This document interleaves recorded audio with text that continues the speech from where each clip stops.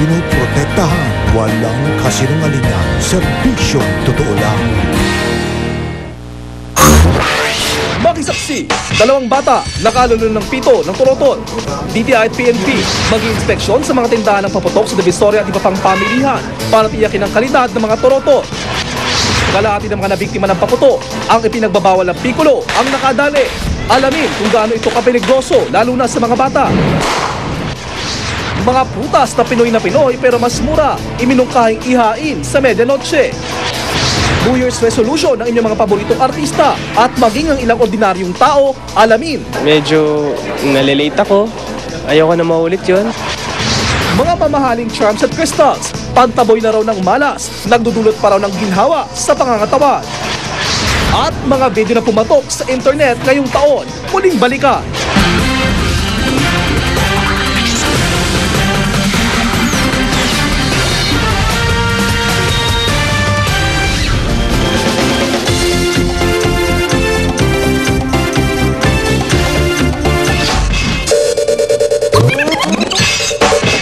Torotot ang isa sa mga alternatibong pampaingay na isinusulong para iwas disgrasya sa pagsalubong sa bagong taon. Pero gaano nga ba kaligtas ang mga turotot? Dito sa Metro Manila, 2 bata ang nakalulo ng pito ng turotot.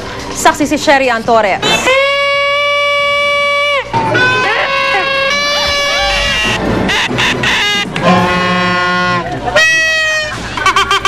Kung pampaingay lang din ang hanap natin sa pagsalubong sa bagong taon, marami ang nagsasabing bakit di na lang magturotot.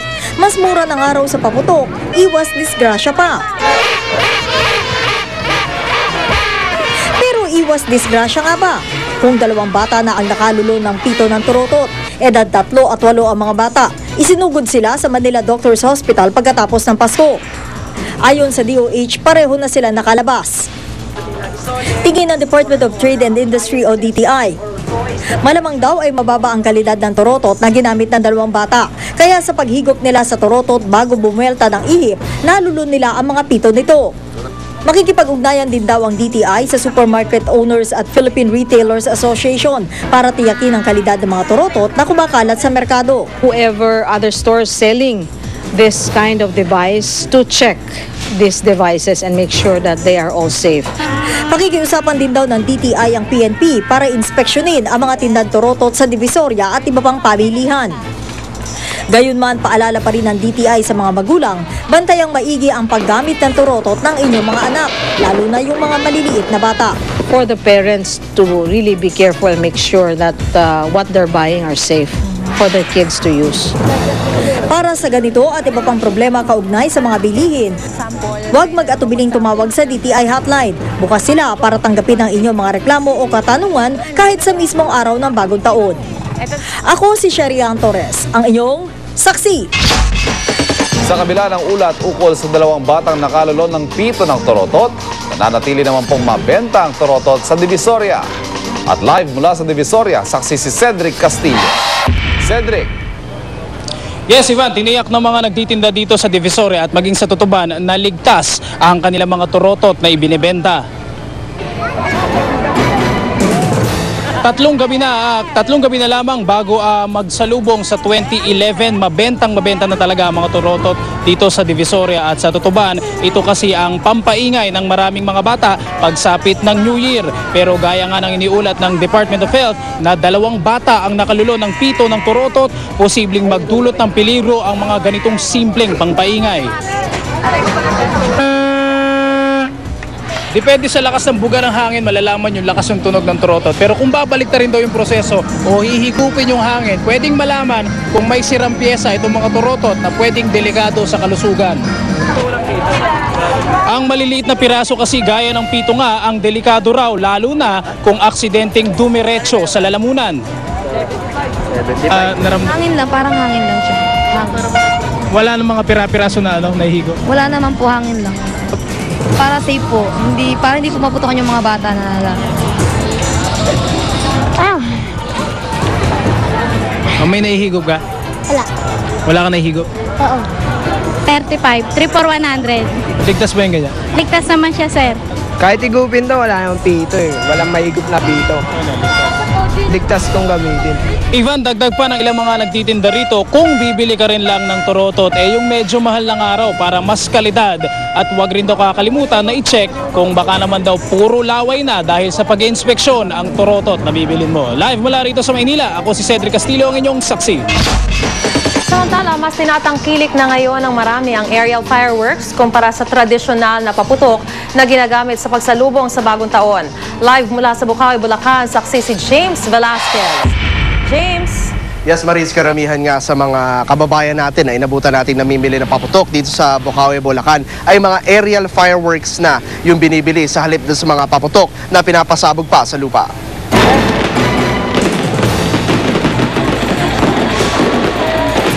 Makulay, maingay at mas daw. Ang ganitong kagandang mga fireworks display daw ang gusto masilayan sa bagong taon na mga nakilala kong namimili dito sa Bukawi, Bulacan. Nakaka-enjoy pag pumutok sa taas, may kita mo talaga na safety at saka at least maganda tingnan sa taas. Kung nandito sa baba, mas delikado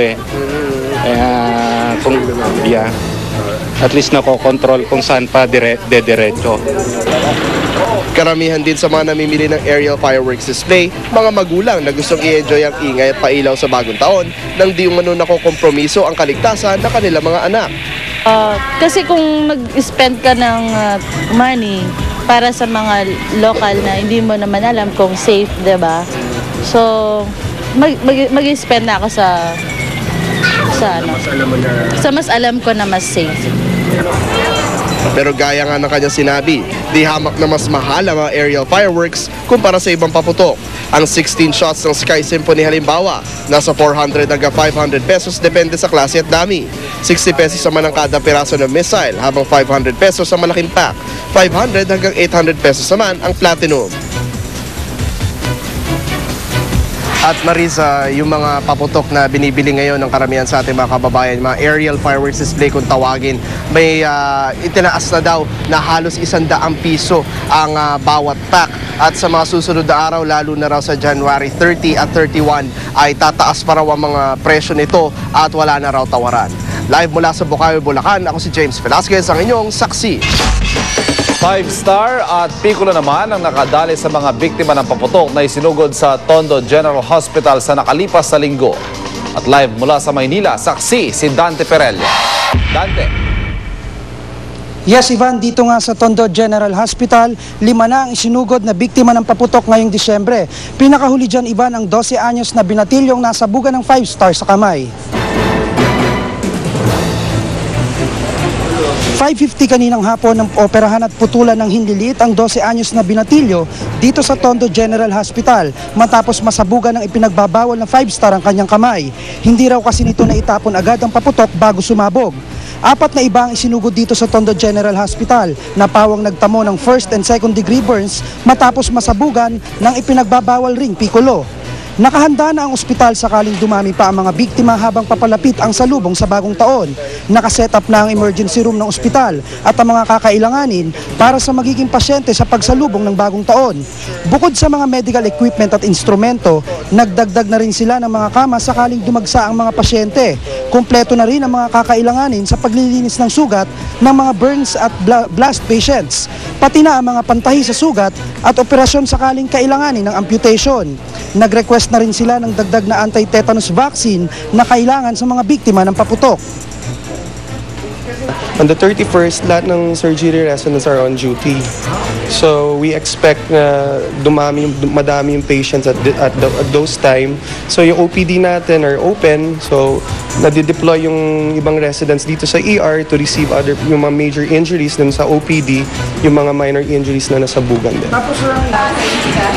Ivan, sa December 30 ay magse-set up pa sila ng karagdagang outpatient lane para sa mga biktima ng paputok.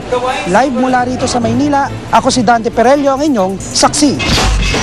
Sa unang linggo ng pagmamonitor ng DOH, Piccolo ang numero 1 salarin sa mga nabiktima ng paputok. Alamin kung gaano kapiligroso ang ipinagbabawal na Piccolo sa report ng saksing si Chino Gaston. Sasalubungin ng 11 taong gulang na si Rochelle ang bagong taon, nabali ang isang daliri at sunog ang kamay. Pumutok kasi sa kanyang kamay ang ipinagbabawal na Piccolo bago pa man niya ito naihagis. kailangang operahan si Rochelle. Isa lang si Rochelle sa dumaraming batang nabibiktima ng ipinagbabawal na pikulo. Katunayan, sa 162 na biktima ng paputok mula December 21, kalahati ang nadali ng pikulo.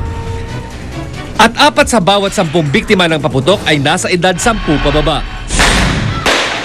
Ang tanong marahil ng marami, bakit ba sa liit nito ay gano'n na lang kanotoryos ang pikulo? Pagdating kasi sa mga pikulo, ang ginagawa kasi ng mga ngayon is sinasamahan ng mga cartoon characters para maaliw yung mga bata na bumili. So yun yung kanilang marketing strategy na para maaliw yung mga bata para bumili at gamitin tong pikulo. Sinubukan naming ipakita ang lakas ng pikulo. Isinilid at pinaputukan ito sa loob ng kamatis.